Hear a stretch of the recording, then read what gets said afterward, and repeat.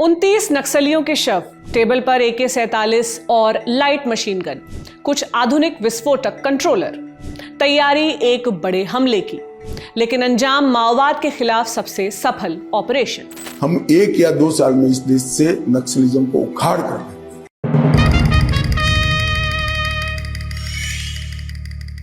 देश के गृह मंत्री अपने इंटरव्यू में जोर देकर कहते हैं कि अगर मोदी सरकार तीसरी बार सत्ता में आती है तो पूरे देश से नक्सलवाद को उखाड़ फेंकेंगे। इस बयान की वजह छत्तीसगढ़ बना है। वही छत्तीसगढ़ जिसका बस्तर और उसके आसपास का इलाका नक्सलियों का गढ़ माना जाता रहा है, लेकिन यहां से करीब 125 किलोमीटर दूर कांकेर जिले में सुरक्षा बलों ने माओवादियों के खिलाफ सबसे सफल ऑपरेशन को अंजाम दिया। मेरे पीछे जो पहाड़ी दिखाई दे रही है यह कलपर गांव की पहाड़ी है। इस पहाड़ी के ठीक पीछे एक और पहाड़ी है। उन दोनों के बीच में कल दोपहर माओवादी संगठन के लोग खाना खाकर बैठे हुए थे। किसी बड़े नक्सली वारदात को अंजाम देने की रणनीति बना रहे थे, ऐसा पुलिस का दावा है। उसी दौरान BSF और DRG की एक टीम जो है उसने घेराबंदी करके मुखबिर की सूचना के आधार पर वहां पर एनकाउंटर किया, जिसमें 29 माओवादियों के मारने की जानकारी सामने आई है। जो पुलिस ने बताया है उसके मुताबिक 29 माओवादी मारे गए हैं। दावा है कि माओवादी लोकसभा चुनाव की वोटिंग के दौरान हमले की फिराक में थे ताकि सुरक्षा बलों को नुकसान पहुंचाया जा सके। सुरक्षा बलों के पास लोकल मुखबिर की सूचना थी, जिसके आधार पर डिस्ट्रिक्ट रिजर्व ग्रुप यानी DRG और बॉर्डर सिक्योरिटी फोर्स यानी BSF की टीम छोटे बेटिया क्षेत्र से 13 नालों और एक नदी को पार करते हुए कलपर गांव की ओर सर्च ऑपरेशन के लिए रवाना हुई। कलपर और हिदुर का इलाका चारों ओर से पहाड़ियों से घिरा हुआ है। गांव के हर दूसरे मोहल्ले में माओवादियों ने अपने मारे गए साथियों की याद में स्मारक बनाए हुए हैं। जगह जगह पर माओवादियों के बैनर पोस्टर नजर आते हैं। सड़क बनाने की कोशिशों में नाकाम हुई सीमेंट की मिक्सर मशीनें कबाड़ होकर पड़ी हुई हैं। जगह जगह बांस के झुरमुट हैं। अब तक माओवादियों ने इस क्षेत्र में सड़क और पुल नहीं बनने दिया है। चलने के लिए जो कच्चे रास्ते हैं वे भी नालों के बहाव की वजह से जगह जगह से कट गए हैं। बारिश के दिनों में यह क्षेत्र मुख्य मार्ग से कट जाता है। इसी इलाके से होकर सुरक्षा बलों के 150 जवान पैदल चलकर हिदुर और कलपर के बीच पहाड़ी इलाके में पहुंचे, लेकिन यह इलाका पार करना आसान नहीं था। इस ऑपरेशन को लीड करने वाले जवान लक्ष्मण केवट से समझिए कि आखिर किस रणनीति के तहत माओवादियों के गढ़ में उनकी नेटवर्किंग को ध्वस्त कर ऑपरेशन को अंजाम दिया गया।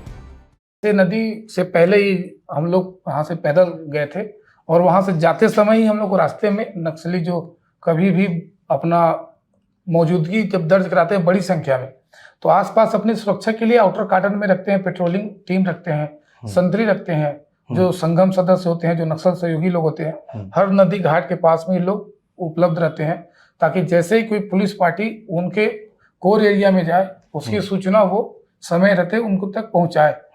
उसका एक तरीका ये है कि जब पुलिस पार्टी जैसे कलपर से आप लोग कलपर तक गए, हम लोग कलपर से पहले ही हमारा पटाखा फूट गया, हमारा लोकेशन आउट हो गया।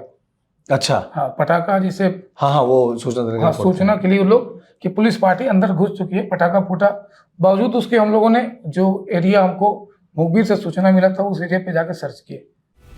16 अप्रैल की दोपहर 12 बजे फायरिंग शुरू हुई और अगले 4 घंटे तक दोनों तरफ से ताबड़तोड़ गोलियां चली। इस मुठभेड़ में कुल 29 माओवादी मारे गए। इस कार्रवाई में BSF के इंस्पेक्टर रमेश चौधरी की पैर में गोली लगी और DRG के जवान सूर्यवंशी श्रीमाली के कंधे से होकर एक गोली गुजर गई। ये महज शवों और घायलों की गिनती नहीं है, बल्कि ये वो वजह है जिसने इस एक्शन को बीते 4 दशक में माओवादियों के खिलाफ सबसे सफल ऑपरेशन बना दिया है। हर बार की कार्रवाई में सुरक्षा बलों के जवानों को भी अपनी जान गंवानी पड़ती थी, लेकिन इस बार ऐसा नहीं हुआ। अभी इनकाउंटर हो गया, उनके बहुत सारे नक्सली मारे गए, तो अब वो लोग अपने जो नक्सल कैडर है उनका मनोबल बढ़ाने के लिए, ये लोगों में भरोसा दिलाने के लिए कि मतलब माओवाद है तो टावर को जलाएंगे, टावर जो लगा है, रोड काटेंगे, जो विकास काम हो रहा जैसे प्रधानमंत्री ग्राम सड़क योजना में जो गाड़ियां लगी हैं, ट्रक, रोड बन रहे हैं, अब ये लोग क्या बोलते हैं उसको नुकसान करके अपने जो कैडर है उसका मनोबल बढ़ाएंगे। सुरक्षा की चुनौती आप लोगों के लिए बढ़ती होंगी घटना के बाद? हाँ, सुनो, मतलब अब जैसे नक्सली का बहुत नुकसान हो गया तो वो लोग भी पुलिस का नुकसान करने के लिए कुछ ना कुछ ऐसा प्लान करेंगे, ID ब्लास्ट करेंगे, कहीं या कहीं एम्बुश करेंगे। और ये दौर जो है वो TC उसी का है जो हर साल नक्सली पिछले कई सालों से टीसीयूसी के दौरान में सुरक्षा बलों को बहुत ज्यादा नुकसान किए हैं। ये पहला ऐसा अवसर है कि टीसीयूसी में उनको ज्यादा नुकसान हुआ। नीतिगत स्तर पर भी कई बदलाव किए गए। पहला बदलाव ये हुआ है कि अब नेशनल इन्वेस्टिगेशन एजेंसी यानी एनआईए और राज्य के खुफिया विभाग के बीच कोऑर्डिनेशन बढ़ा है। माओवादियों के एरिया कमेटियों के अनुपात में ही सुरक्षा बलों के अधिकारी नियुक्त किए गए हैं। ये जमीनी स्तर पर मुखबिरों के जरिए सूचनाएं इकट्ठा करते हैं। इसके अलावा माओवादियों की हर एरिया कमेटी की सूचनाएं इकट्ठा करना एक टीम की जिम्मेदारी है।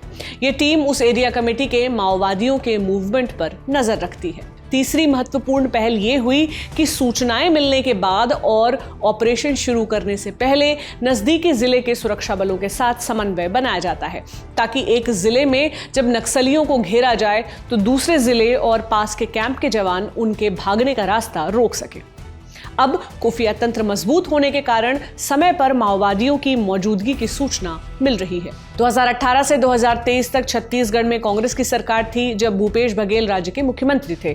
इस दौरान और अब भी केंद्र की बीजेपी सरकार और खुद गृह मंत्री अमित शाह ये आरोप लगाते रहे हैं कि माओवादियों के खिलाफ ऑपरेशन में राज्य की सरकार केंद्र सरकार और एजेंसियों का सहयोग नहीं करती थी। झारखंड, बिहार, महाराष्ट्र, मध्य प्रदेश, तेलंगाना, आंध्र प्रदेश कंप्लीटली नक्सलिज्म से मुक्त हो चुके हैं। छत्तीसगढ़ के 4 जिलों में बचा था, क्योंकि 5 साल बाद कांग्रेस की सरकार ने हमें ढंग से सहयोग नहीं किया। सरकार बदली, प्रायोरिटी भी बदली और 90 दिन में 86 नक्सलियों को मार गिराया गया है। 250 सरेंडर हुए हैं, 126 अरेस्ट हुए। इतनी बड़ी कार्रवाई की आंच सियासी गलियारे में महसूस ना हो, ऐसा तो हो ही नहीं सकता। तो शुरू हुई बयानबाजी। पक्ष विपक्ष ने अपनी सहूलियत के मुताबिक बयान दिए। पूर्व मुख्यमंत्री भूपेश बघेल ने 17 अप्रैल को कह दिया कि उनकी सरकार में फर्जी एनकाउंटर नहीं हुए। मौजूदा बीजेपी की सरकार में ये घटनाएं बढ़ी हैं। उनके इस बयान को माओवादियों के एनकाउंटर से जोड़कर देखा गया। हालांकि इसी दिन शाम तक उन्होंने कहा कि 29 माओवादी मारे गए, ये बड़ी घटना है। सियासत से इतर छत्तीसगढ़ में सुरक्षा बलों की ये कार्रवाई सुरक्षा के लिहाज से भी एक बड़ी कामयाबी है। वो भी तब जब देश में लोकसभा चुनाव चल रहे हैं, क्योंकि अगर खुफिया विभाग की जानकारी सही साबित हो जाती और माओवादी अपने मंसूबे में कामयाब हो जाते तो हर तरफ चीत्कार मच जाता। आज के इस वीडियो में इतना ही। इंडिया टुडे हिंदी के YouTube चैनल को आप सब्सक्राइब जरूर कर लीजिए, जहां से हम आपके लिए लाते हैं ग्राउंड जीरो की डिटेल रिपोर्ट्स, जिसमें होती है हर पहलू पर बात। शुक्रिया।